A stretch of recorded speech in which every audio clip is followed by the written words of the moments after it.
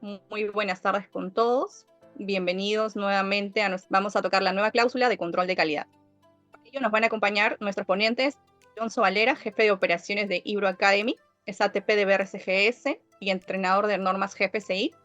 Y también nos acompaña nuestra entrenadora Celia Vargas, quien es auditora líder para FCC 22000. Muy buenas tardes con todos. Alonso, te doy la palabra para poder iniciar esta jornada. Ok, muchas gracias, Mayra. Muchas gracias con todos. Bienvenidos nuevamente a esta serie de webinars y charlas que estamos trabajando ya desde hace un tiempo, abordando los temas más relevantes y actuales dentro de la industria alimentaria, siendo en específico en este webinar, ¿no?, el requisito de control de calidad asociado al esquema FCC 22000 en la versión 6. Sí, que es un requisito nuevo para el esquema, ¿no? Y lo que busca es alinearse a los requisitos de evaluación comparativa, ¿no?, de GFCI, ¿no? Siendo un esquema reconocido, debe cumplir con estos puntos. Así que vamos a comenzar con la presentación. Celia nos va a apoyar. Celia, ¿cómo estás? Muy buenos días, ¿qué tal? O buenas tardes. Hola Alonso, ¿cómo están? Bueno, muchas gracias por la invitación y también por el espacio. Qué gusto ver que tantas personas se interesan por este tema. Y bueno, a comenzar.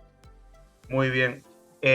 Celia, puedes ir compartiendo tu presentación Claro que y sí. en la medida que vayamos avanzando, yo aporte algunos comentarios. E igual, si hay preguntas o consultas que quieran hacer los participantes, pueden hacerlo a través del chat y los iremos respondiendo al final de la jornada o si hay algún momento en específico para hacerlo. ¿Ok? Muy bien. Ok, gracias, Alonso. Adelante, Celia, puedes iniciar. Ok, Perdón, bueno, Alonso. Celia, discúlpame, voy a deshabilitar el chat para que usemos la opción de preguntas y respuestas para que los participantes puedan escribir por este medio. Eso nos permite llevar un orden y poder marcar qué respuestas ya fueron contestadas, ¿sí? Para que nadie Correcto. se quede sin respuesta. Muchas Ok, gracias. listo, gracias, Mayra. gracias, Mayra. Ok, bueno, entonces vamos a explorar este nuevo requisito que es el requisito 259, que se trata de control de calidad. Y este requisito aplica a todas las categorías de la cadena alimentaria. Entonces, por eso su importancia y relevancia para todas aquellas empresas que están por implementar el sistema o aquellas inclusive que están certificadas y van a renovar con esta nueva versión. Entonces, comencemos. Bueno, ¿cuál es el objetivo que pretendemos con este webinar? Es conocer la nueva cláusula 5.2 de control de calidad que está asociada al esquema FCC 22000 versión 6. Para adentrarnos en este tema, ¿sí?, para conocer bien qué es lo que nos pide este numeral, vamos a entender la terminología, ¿no? Y vamos a ver estos dos términos específicos que están extractados de la norma 9000-2015, en donde se indica que calidad es el grado en el que un conjunto de características inherentes de un determinado objeto, esto quiere decir de un alimento, cumple con los requisitos. Es decir, que ese alimento tiene ciertas características que son inherentes al producto y que tiene que cumplir con esos requisitos. Y en eso se basa calidad. Ahora, ¿qué es control de la calidad? Es parte de la gestión de la calidad y está orientada al cumplimiento de los requisitos de la calidad. En sí, control de calidad controla, valga la redundancia, ese cumplimiento de esos requisitos que son inherentes a un objeto, en este caso a un alimento, a un envase, a un servicio. ¿Ok? Entonces, vamos a ver por qué se agregó este nuevo requisito. Porque es totalmente nuevo, se está introduciendo con esta versión 6 y básicamente es el resultado de la encuesta que ha desarrollado la Fundación para esta actualización de la norma, debido a que el control de la calidad está estrechamente vinculado con la seguridad alimentaria en cualquier empresa de producción. ¿Okay? Pero acá no debemos confundir que como se ha anulado o se ha eliminado la parte del FCCQ, es decir, no quiere decir que nosotros ahora vayamos a implementar todo lo que es la norma 9001 en su versión vigente. No, simplemente se trae esto a colación para que se puedan ver también estos temas de calidad que sí están relacionados con el alimento. Es decir, sin calidad puede decir que no hay inocuidad. Y si no hay inocuidad, no hay calidad. Entonces ahora vamos a entrar a revisar cada inciso con su subnumeral de este requisito. En sí, este requisito contiene 3 incisos, ¿ya? Y es el inciso A, el que se encuentra más distendido de esta norma y el cual requiere más atención porque hay varios elementos que quizás tengamos que revisarlos en nuestras organizaciones y ver la manera de cumplir estos requisitos. Bueno, vamos a comenzar. Entonces vamos a ver el requisito A, que tiene un subnumeral en romano, y en el primer requisito que nos pide. En primer lugar, acá nos dice que en adición, es decir, que tenemos que adicionar este elemento a los numerales que están alineados en la norma 22.000/2018, que son el 5.2, que nos habla de la política de la inocuidad, y del 6.2, que se refiere a los objetivos de la inocuidad. Es decir, aquí dice que tenemos que adicionar. Y nos pide que implementar y mantener una política de la calidad y los objetivos de la calidad. Entonces, ¿cómo podemos cumplir como empresa este requisito? En primer lugar, en este documento no nos pide que podamos tener 2 documentos diferentes, es decir, uno que tenga la política de la inocuidad, objetivos de la inocuidad, y otro documento que tenga la política de la calidad y los objetivos de la calidad. No, nos podemos nosotros integrar y tomar elementos similares a los que se encuentran en el 5.2 y 6.2. Entonces, ahí cuando nos pide, aquí hay que documentar. Cuando nos pide implementar y mantener, tenemos que documentar estos elementos y ahí tenemos que tomar en cuenta, como les indicaba, elementos propios de la norma ISO 22.000/2018, que nos dice, ¿no?, que tiene que estar alineado a la estrategia de la organización, que tiene que ser comunicado al personal y no solamente comunicado, sino también entendido. Sobre los objetivos también tienen que estar alineados a la planificación estratégica de la organización y en lo posible estos objetivos tienen que ser SMART. ¿Ok? Entonces ahí, Alonso, ¿cómo también podemos cumplir este requisito? Bueno, excelente pregunta, ¿no? Y claro, mencionabas la integración que debe tener estas cláusulas, ¿no?, de la política y los objetivos, pero entendamos que no solo debe estar documentado, ¿no?, sino que también debería ser actual. Muchas empresas dejan sus políticas firmadas por gerentes de periodos anteriores y no está actualizada, ¿no? E incluso no ha sido comunicada al personal. De seguro cuando entremos al requisito de cultura, Celia, tú hablarás bastante sobre el tema de comunicación, ¿no? Entonces, este requisito se complementa con el tema de que la política y los objetivos deben ser comunicados, ¿no? Y como bien dice Celia, los objetivos deberían ser SMART, específicos, medibles, relevantes, alcanzables y definidos en un periodo de tiempo. Y a su vez, los objetivos, haciendo alusión al requisito 5.2, ¿no?, y también complementando con el 5.1 de la ISO 22000, tienen que estar integrados a las operaciones del negocio. No pueden ser objetivos que estén fuera del sistema de gestión, ¿no? Así que yo comenzaría por integrar tanto el compromiso y el objetivo al sistema de gestión y que sea comunicado a todos los que son parte del sistema. Exacto. Ahí, sobre todo, no generen mucha documentación, es decir, integren la documentación, porque si no van a tener mucha información documentada. Y ocurre que muchas veces, teniendo la información documentada, se nos olvida que la tenemos ahí, ¿no? Y está ganando polvo. Entonces ahí, importante integrar a nuestra política de inocuidad. Entonces quizás ahora se puede llamar política de calidad o inocuidad de los alimentos, o o cambiar y decir política de inocuidad de los alimentos y calidad. Entonces, con eso cumpliríamos este tema con respecto a este requisito. Pasemos a este mismo inciso, pero al subnumeral 2. Acá ya nos pide también que tenemos que establecer, implementar y mantener los parámetros de calidad. Y esto nos dice que tenemos que hacerlo en la línea con las especificaciones del producto terminado. Esto para todos los productos o grupos de productos dentro del alcance de la certificación, incluido la liberación de los productos que aborda el control de la calidad y las pruebas que se realicen, ¿no? Entonces acá igual, cuando estos requisitos adicionales nos dicen establecer, implementar y mantener, también nos pide documentar. Es decir, acá tenemos que documentar.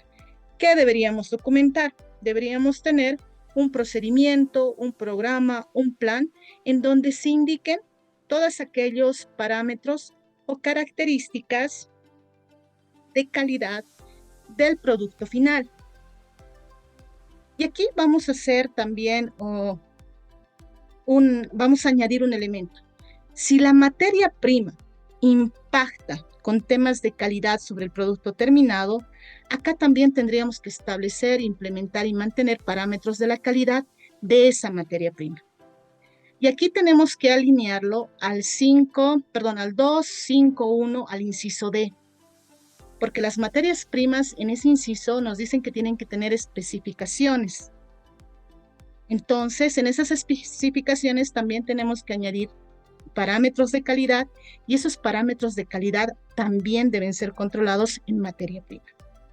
Entonces, acá no es solamente realizar los análisis o el seguimiento a aquellas características del producto terminado relacionados a temas de calidad, sino también a las materias primas, y tiene que estar documentado. Además, en este punto nos pide también que podamos desarrollar documentos o procedimientos relacionados a la liberación de productos. Y este tema, bueno, ya en la ISO 22000 tenemos, ¿no?, un documento que es para la liberación de productos, pero también tenemos que incluir ahora los temas con respecto a las características de calidad cuando impactan estos elementos a la liberación de los productos. Entonces, ahí hay temas que sí hay que considerarlos, hay que revisar la documentación que tenemos y quizás incluir en esa documentación que tenemos este tema con respecto a los parámetros o características de calidad que tienen que ser analizados. Alonso, ahí te pregunto, ¿cómo cumplimos también este requisito? Muy interesante este punto, y habría que entender primero lo que nosotros elaboramos son productos que deben cumplir ciertas especificaciones, ¿verdad? Entre las que ha mencionado Celia, las de calidad. Y hay que entender que para cada especificación de calidad hay un parámetro de proceso. Por ejemplo, si usted va a tomar un desayuno y quiere un huevo frito con yema a la inglesa y la clara crocante, eso se definirá en parámetros de temperatura, de calor y de volumen de aceite. Entonces, esos parámetros de calidad que usted haya definido, alineados a los procesos, también tienen que estar alineados a los parámetros del producto terminado, ¿no? Debe abordarse también lo que es los parámetros de proceso para que se alineen a las especificaciones del producto terminado. De lo contrario, no podemos cumplir con este producto, no podremos estar seguros que lo que producimos realmente cumple con las especificaciones del producto. Por eso hace alusión esto de desarrollar o establecer parámetros de calidad que estén alineados a las especificaciones del producto, ¿no? Y con eso ya podemos construir lo que es el procedimiento de liberación, ¿no? O la secuencia de paso de liberación, porque sabiendo lo que el producto requiere para poder ser catalogado como un producto adecuado, de calidad para el cliente, podemos definir que eso debe cumplirse para poder liberarlo, ¿no? Tal vez disponer de un área específica o área de bloqueo, ¿no? Por ejemplo, lo que teníamos en una planta era disponer de un área que era dinámica porque iba haciéndose más grande o más pequeña, ¿no?, dependiendo del tamaño del producto observado. Se liberaba en SAP, en el SAP, porque los inspectores recibían la información de los parámetros, daban check, verificaban visto bueno, y luego eso me lo daban a mí como jefe de calidad. Y el jefe de calidad autorizaba liberación. En el SAP se visualizaba la liberación, le poníamos un check a lo que son parámetros de calidad, y en logística, almacén, con esa información podía trasladar el producto del área de bloqueo al área disponible, ¿no? Pero para lograr hacer esto, ya se sabía de antemano cuáles eran los parámetros de calidad asociadas a esa especificación de producto. Si se cumplían los parámetros, se cumplía la especificación. Y por ende, podíamos darlo como un producto liberado, más no bloqueado. Esa es la idea que nosotros teníamos en ese momento, ¿no? Adelante, Celia. Ok, aquí quizás también añadir, quizás en muchas organizaciones van a tener que actualizar las especificaciones con esos requisitos relacionados a la calidad del producto. Entonces, ahí es bueno ya colocar en la lista, si bien ya esta versión comienza a estar vigente desde el 1 de abril, entonces hay que revisar las especificaciones de producto terminado, como nos indica Alonso, y también esas características que van a aparecer, colocarlas en ese procedimiento de liberación de productos que también hay que revisarlas. Ojo. Ok, muchas gracias, Alonso. Entonces vamos ahora al próximo numeral de este inciso. Acá igual nos dice, ya cumplíamos con el tema de inocuidad en la cláusula 9.1 y 9.3 de la ISO 22000-2018. Ahora tenemos que añadir los temas de calidad. Ya habíamos indicado en el 2.5, inciso 2, que tenemos que cumplir, controlar las características de calidad. Entonces, esas características de calidad van a comenzar a generar registros, datos. Entonces, esos datos tenemos que analizarlos y evaluarlos. Y ahí dar cumplimiento a la cláusula 9.1, que nos habla de la evaluación y análisis y seguimiento de la información que proviene de los procesos o de otras actividades.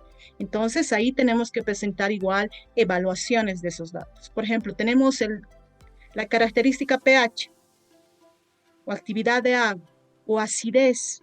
Entonces, antes quizás la acidez no estaba relacionado con temas de inocuidad, pero sí es un tema de calidad. Entonces, si ya tenemos datos, hay que comenzar a analizarlos.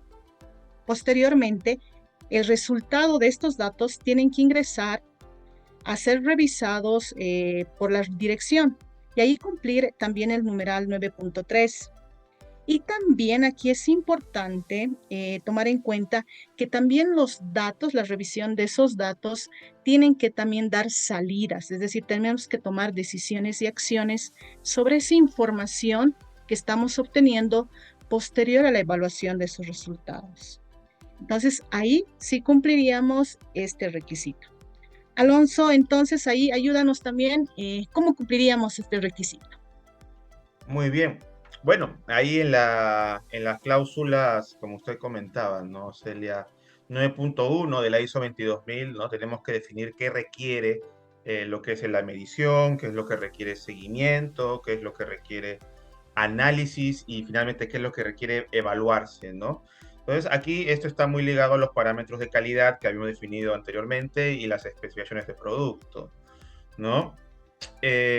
Y se pueden hacer de diferentes formas, a través de análisis, de muestreo, de otras formas de verificación, como controles sensoriales, ¿no? Obviamente, teniendo en consideración que la persona debe estar capacitada y debe seguir un procedimiento adecuado, ¿no? A un periodo o dentro de una frecuencia establecida, y a partir de ello ser un elemento de entrada para el 9.3, que es la revisión por la dirección, ¿no? Acuérdense que el sistema de gestión de ISO 22000 es un sistema conformado por procesos que interactúan y cada proceso define lo que es necesario que se haga análisis y evaluación. Entonces, hablando del proceso productivo, habría que definir el owner process o dueño del proceso, qué es lo que necesita hacerse seguimiento de medición a través de un programa de verificación que quieren llevarlo con una auditoría interna.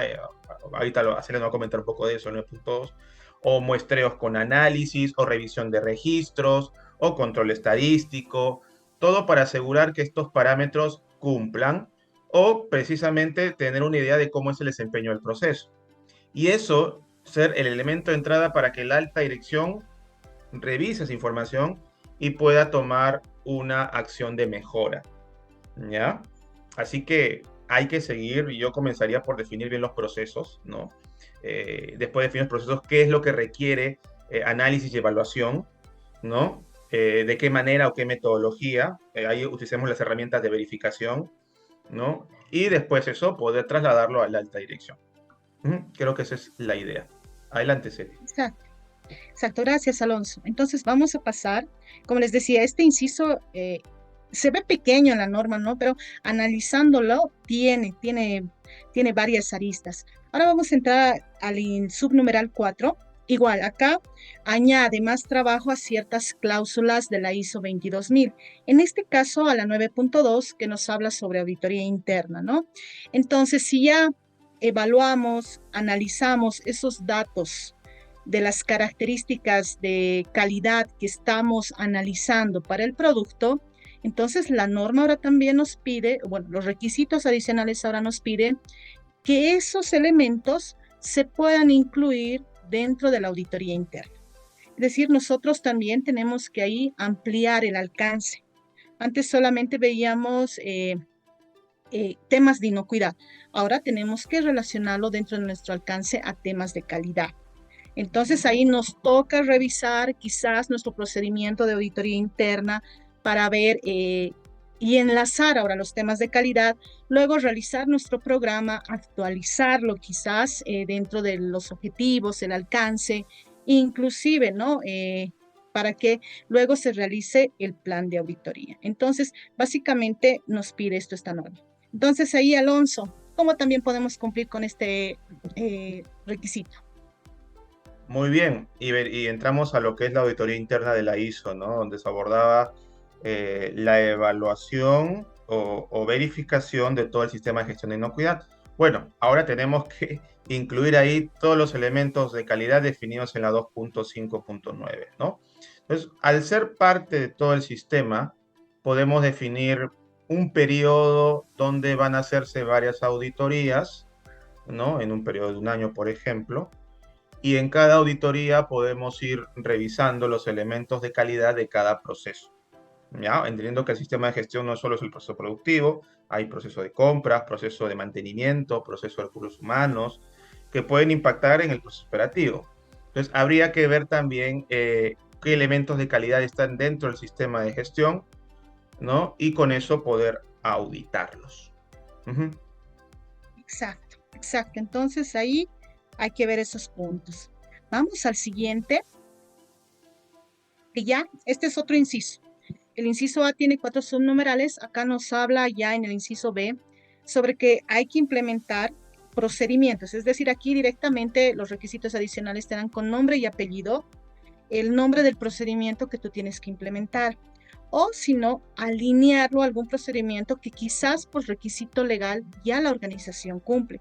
En muchos países el volumen, la cantidad, la medida, el número de unidades ya se controla como requisito legal, pero acá el requisito adicional lo trae con más fuerza. Es decir, ahora en auditoría interna y en auditoría externa. Si antes no revisaban a profundidad estos temas que son requisitos legales, ahora sí lo van a hacer.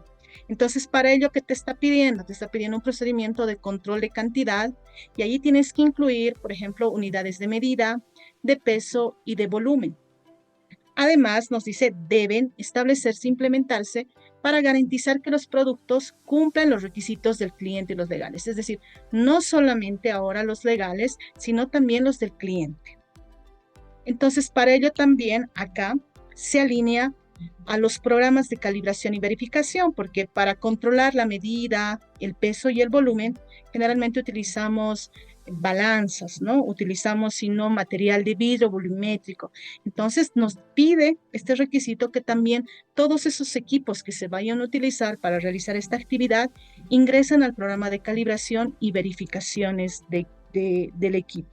Y esto también lo podemos adicionar en cumplimiento al numeral 8.7 de la norma 22.000/2018, en donde nos pide, ¿no?, que también exista programas de calibración para todos los equipos que tengan un impacto en el control de PCCs o PPROs, ¿no? Entonces, ahí tenemos que darle una revisada a la documentación y también implementar ese procedimiento de control de las cantidades. Ok, Alonso, entonces ahí ayúdanos también. ¿Cómo cumplimos este requisito? Interesante requisito porque a veces estamos comprando un producto, ¿no? Y vemos el peso neto y nos preguntamos si realmente ese peso es exacto, ¿no? Entonces aquí viene a cotación esta parte, el procedimiento de control de cantidades, ¿no? De lo que nosotros comunicamos en la etiqueta tiene que ser lo que realmente es a nivel de producto, ¿no? Control de medida, peso y volumen. Entonces, primero, cumplir con el marco legal. Acá en Perú tenemos lo que es la norma metrológica peruana 002, que establece ciertas tolerancias, ¿no?, respecto al peso, al volumen, ¿no? Y es una serie de procedimientos, eso creo que son dos metodologías, uno por peso continuo y otro muestreo, en donde tenemos que asegurar que cumplimos como mínimo con el peso que declaramos, ¿no? Así que lo primero que hay que trabajar es eso. Habría que ver en cada país si existe una regulación aplicable para el control de peso o volumen o medida. Y adicional a eso, esté o no esté, los requisitos de cliente. ¿Qué es lo que te pide el cliente? Te pide el peso con un pequeño adicional, por si acaso, dependiendo también de lo que es el grado de error e incertidumbre que puede tener el equipo de medición, ¿no? A veces ese error e incertidumbre juega en contra, ¿no? Y eso nos da un valor de peso por debajo de lo que pide el requisito legal y lo que pide el requisito del cliente. Así que yo primero me enfocaría en revisar requisitos legales, después requisitos de clientes, y una vez definido las reglas del juego, poder asegurar que eso se dé, que se cumple este peso, ¿no? Tomando en consideración el error y la incertidumbre de los equipos de medición, ¿no? Un poco de metrología. Sí. Adelante, Muy Celi. bien. Muchas gracias. Sí, efectivamente, ¿no? Ahí verificar el equipo con respecto al error e incertidumbre que tenga el equipo para evitar cualquier inconveniente, ¿no? Gracias, Alonso. Vamos entonces ya con el último inciso que tiene este nuevo requisito, que son los procedimientos de arranque de línea y cambio de línea. Acá, ¿qué nos pide la norma? Nos dice que, con nombre y apellido otra vez, nos dice que tiene que existir procedimientos de arranque de línea y cambio de línea. Si bien ya algunas organizaciones entiendo que tienen este tema por tema de alérgenos o por tema de producción orgánica, es decir, ya se tiene, aquí hay que arribar ciertos elementos, porque nos dice que deben establecerse y mantenerse para garantizar que los productos, incluidos el empaque y el etiquetado, cumplen con los requisitos del cliente y los legales. Entonces, antes solamente veíamos esto del arranque de la línea de cambio y cambio de línea, perdón. Ahí lo veíamos solamente por ver estos temas, ¿no? Pero acá, antes veíamos solamente esto por limpieza y desinfección y por el tema de alergias. Acá también ya tenemos que incluir este tema que es sobre el empaque y el etiquetado. Primero que cumpla y que cuando se comience, por ejemplo, una nueva producción, no exista etiquetas o empaques del anterior producto. Entonces, ahí evitamos cualquier tipo de inconveniente. Además, nos pide, estos incluyen tener controles para garantizar que el etiquetado y el empaque de la producción anterior no se hayan retirado de la línea. Entonces, este es el elemento que tiene que introducirse ahora a ese procedimiento. Entonces, ahí, revisar. Si es que no tenemos el procedimiento, primero implementarlo. Luego, revisar si es que ya lo tenemos y tomar en cuenta estos elementos que quizás no lo tenemos incluido. ¿Ok? Entonces ahí, Alonso, ayúdanos también aparte. ¿Cómo podemos cumplir este inciso de este requisito? Bueno, para comenzar, todo comienza desde el planning o desde la planificación. El área de planning es la que emite la OP o la orden de producción, donde están especificados todos los materiales que se tendrán que tener en cuenta para producir. Entonces, comencemos desde ahí.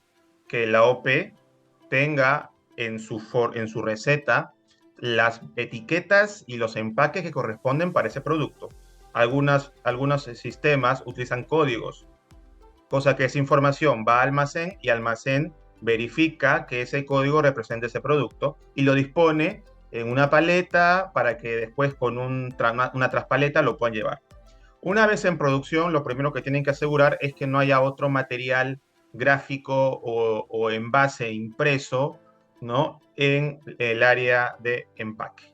Lo siguiente que deben hacer es disponer las instalaciones y hacer también una verificación, ¿no? Puede ser lo que hacíamos en la planta, cada 5 minutos el operador agarraba una muestra y verificaba en el empaque que todo estuviera correcto, que la etiqueta estuviera correctamente impresa, o a través de un lector código de barras, ¿no?, de manera automatizada, ¿no? Y con eso ya podían arrancar la línea. Y al final, cuando quieren cambiar la línea, tienen que retirar absolutamente todo y tienen que traer los empaques nuevos. Ahora, si los empaques visualmente son iguales, podrían incluir un rótulo de color visible para identificar, oye, color morado es galleta de chocolate o empaque de galleta de chocolate. Color rojo es galleta de vainilla, ¿no? Si es que las bobinas o el material impreso es similar, ¿no? Y con eso ya estaríamos teniendo un buen trabajo en esta parte, pero sobre todo hay que capacitar muy bien al personal para que esté concientizado en eso. Adelante, Celia. Exacto, Lenzo. Bueno, este requisito lo habríamos concluido de revisar, entonces ahí agradecerles siempre la presencia y la confianza que tienen en Ibro. Y bueno, ahora vamos a tener algunas preguntas en caso de que las hubiera. No sé si Alonso has podido observar alguna pregunta en el Por panel. supuesto, Celia, te voy a ir dictando, ¿sí? Igual, por favor, pueden hacer las preguntas. A ver, primera pregunta nos comenta Edwin Loaiza. Las especificaciones de materias primas y producto terminado, ¿en base a qué referencia tienen que ser contrastadas?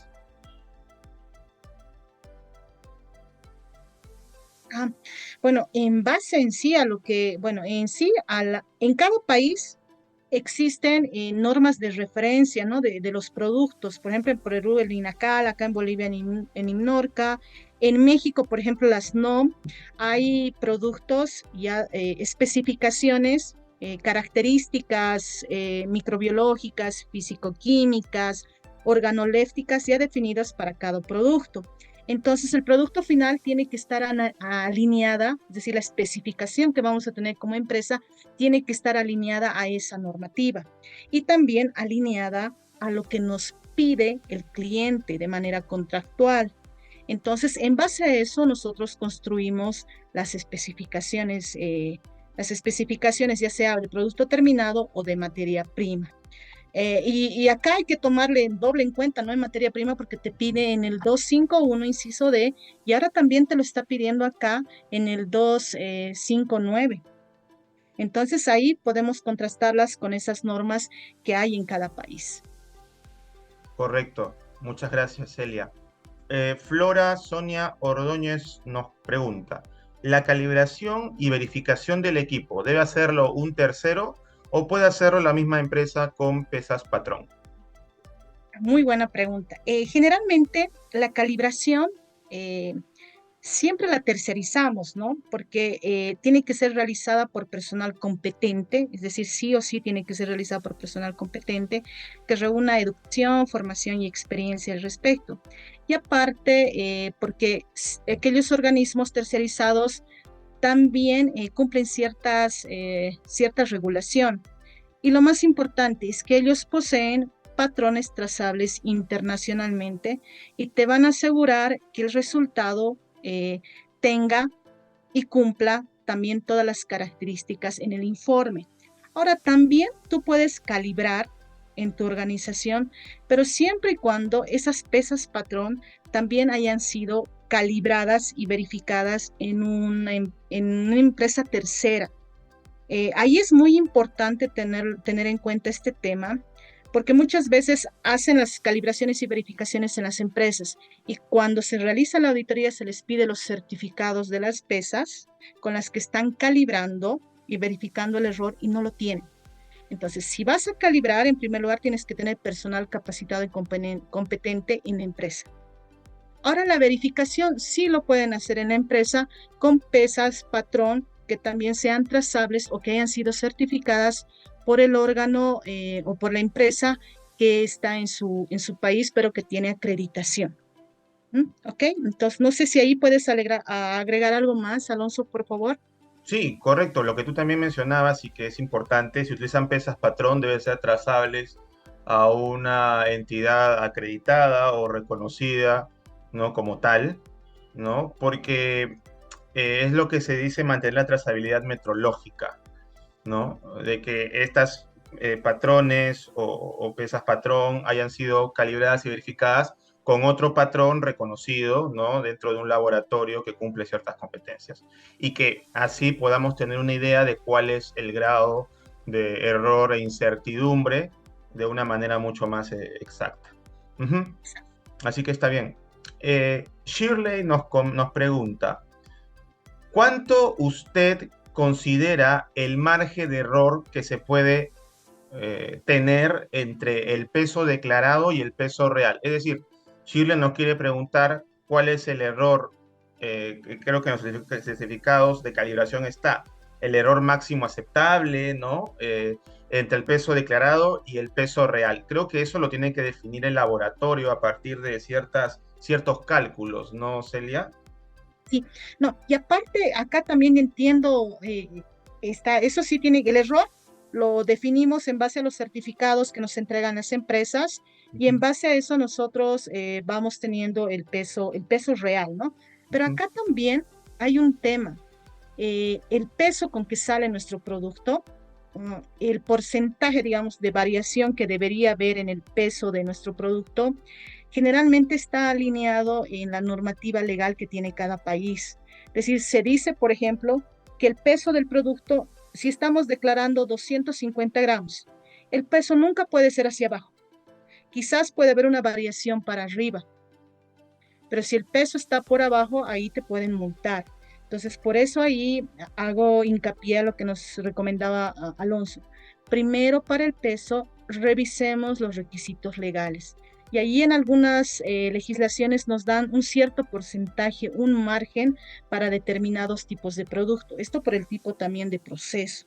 Entonces, quizás también ahí podemos ver de revisar el requisito legal. Y con respecto a la calibración del equipo, revisar los certificados, ver el error, ver la incertidumbre y de acuerdo a eso determinar cuál va a ser el valor real. Es decir, en algunos casos tenemos que restar, en otros tenemos que sumar o en otros tenemos que hacer una curva. Correcto, correcto. Siempre ver en la regulación, por ejemplo, en algunos países, como mínimo, el peso que se declara en la etiqueta, ¿no? Y las normas ahí solicitan una tolerancia hacia arriba, ¿no? Pero Exacto. jamás hacia abajo, porque ahí estarías incurriendo digamos, en un engaño, ¿no? A ver, otra pregunta, ¿no? Isabel nos comenta, ¿cuál fue la norma que mencionó para el control de cantidades? Ya, Isabel, la norma te la paso por aquí.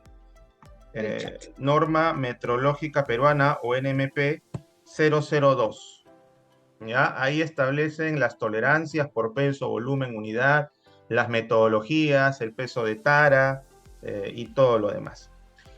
A ver, Raiza nos comenta, cuando adquirimos pesas nuevas, entiendo yo pesas patrón, ¿deben entregar un documento que indiquen que están calibradas? Eso va a depender mucho del proveedor, es decir, es dependiendo también las especificaciones técnicas que nosotros como compradores, como clientes estamos exigiendo. Si nosotros le exigimos que esas pesas patrón estén calibradas y que tengan que entregarnos un certificado por un ente que tenga la competencia y que esté acreditado, lo tienen que hacer. Y ya si tú no colocaste en tu TDR, en tus términos de referencia o en tus especificaciones de compra este tema, obvio que no te lo van a entregar. Muchas veces los proveedores te entregan un certificado que dice está calibrado por un año, pero no te entregan el certificado. Entonces ahí no hay ciencia cierta de que esas pesas estén calibradas. Entonces ahí recomendarte que revises tus términos de referencia para poder solicitar este tema. Si no lo tienes, esas pesas las tienes que mandar a terceros para que las puedan calibrar y tú puedas conocer el error, la incertidumbre de ese equipo. O sea, Excelente. Alonso, ¿cómo también ahí le colaboraríamos a Raiza? Sí, no, es correcto. A veces nos venden pesas, pero que dicen pesa 1 kilo. Yo cuando era más joven, compraba mis pesas para hacer ejercicios, ¿no? Y yo pensaba que eran 1 kilo, pero a lo mejor no son 1 kilo. Pues al momento que nosotros mandamos a hacer este trabajo, podemos saber cuánto realmente pesa, cuánto es el error que puede tener, bueno, el equipo de medición, ¿no? Y poder darnos una idea de cuál es el valor real de la unidad que utilizamos como un patrón, ¿ya? A ver, ¿quién más? Bueno, nos pregunta Edwin un poco del tema de cultura. Para todo lo que son guías o referencias, FCC 22000 ha publicado una serie de guías, ¿ya? Hay una de cultura de calidad e inocuidad, hay una de residuos y desperdicios, entonces puedes descargarlo gratuitamente desde la página, ¿no? Si no me Ahí, equivoco, ya están en español, mi estimado sí, Alonso. ya las tradujeron felizmente al español, mejor para nosotros. Y bueno, ¿qué más? Bueno, Gerald nos comenta sobre el T1, T sub 0, sí, son los valores de tolerancias para lo que es la norma metrológica peruana. Dani nos comenta, buenas tardes, dependiendo de los resultados que nos brinda el proveedor de calibración, determinamos el intervalo de calibración de los dispositivos. ¿Te refieres a la frecuencia, Dani? Existen diferentes metodologías.